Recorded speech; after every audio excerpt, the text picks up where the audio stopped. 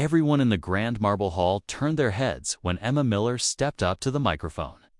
She looked painfully out of place, plain woman in a second-hand blazer, standing alone before rows of polished, powerful senators. They smirked at her trembling hands and whispered to each other as cameras flashed. To them, she was nothing but an inconvenience, someone they believed they could silence and shame in minutes.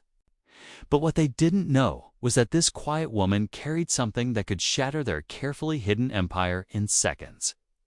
Emma had spent years cleaning their offices, serving coffee in their back rooms, invisible like the dust under their expensive shoes. But while they laughed and plotted, she listened. She took notes. She pieced together secrets they thought no one would ever dare to speak of until now. As one senator leaned forward, pretending to care, Emma's voice cracked but didn't break.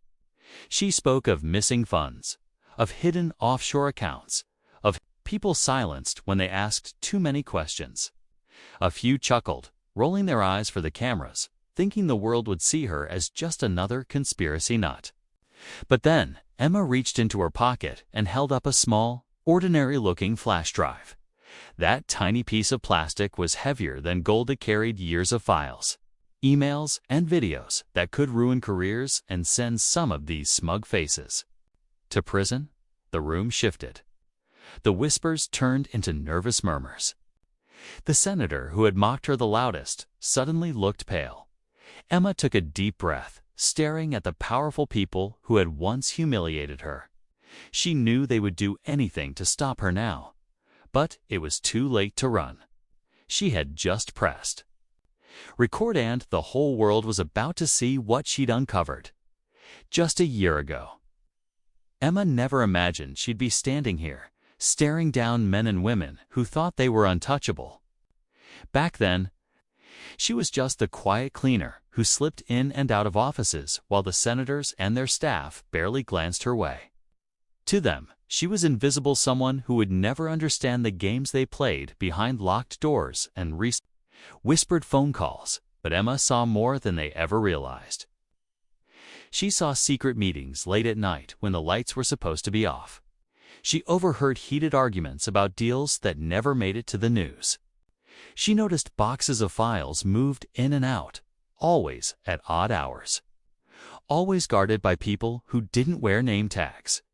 Emma didn't mean to get involved at first.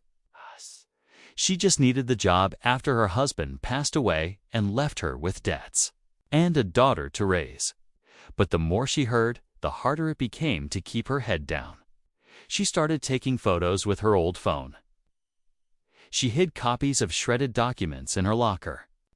Each tiny piece didn't make sense alone, but together, they painted a story of stolen money, fake charities, and powerful people covering each other's tracks. No one would believe her, she thought. Who would trust a woman who mopped floors over men in suits with perfect smiles? But the more Emma uncovered, the more she realized she couldn't stay silent. She watched families lose their homes while these same senators bragged about funding fake projects. She saw honest workers fired for asking questions. Tonight was her only chance. If she failed now, they'd bury the truth and bury her voice with it. But if she succeeded, one flash drive could tear down the walls they'd built to hide behind. As Emma stood her ground, gripping the flash drive like a lifeline, her mind raced back to the night she spent alone at her kitchen table.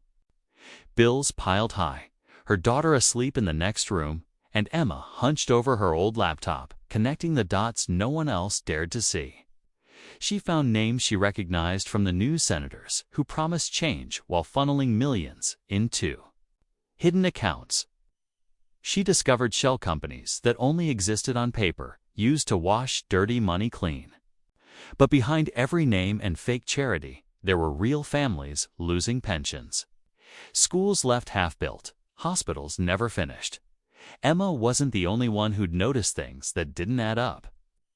Months ago, she'd met Daniel, a junior staffer who had dreams of doing good but found himself deep in a system that crushed honest people. He slipped her files when he could, terrified he'd lose everything if he got caught. Together in hushed meetings in cheap diners, they pieced together proof emails, wire transfers, secret recordings. Daniel warned her that if they went public, they'd make enemies powerful enough to destroy them both. But Emma couldn't watch her daughter grow up in a world run by these same corrupt hands. Now, as she faced the senators under the harsh lights, Emma wondered if Daniel had made it out safely. He'd promised to leak part of the files to a trusted journalist tonight, just in case she didn't make it out of this hearing alive. Somewhere in the crowd, Emma could almost feel eyes watching her guards. Planted aides, maybe even someone ready to grab her the moment she stepped off the stage. She knew they'd try to discredit her, to call her unstable, a liar hungry for attention.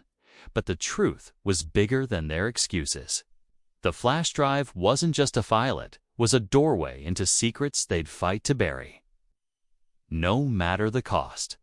Emma's heart pounded so hard she could hear it echo in her ears, louder. Then the low hum of whispers sweeping through the hall. She knew the senators were scrambling behind those calm faces, each of them wondering how much she knew, how much she could prove. One of them, Senator Hawkins, leaned forward with a stiff smile, pretending to soothe the crowd. He called her brave, his voice dripping with fake praise. But Emma saw his hand signal to a guard by the side door.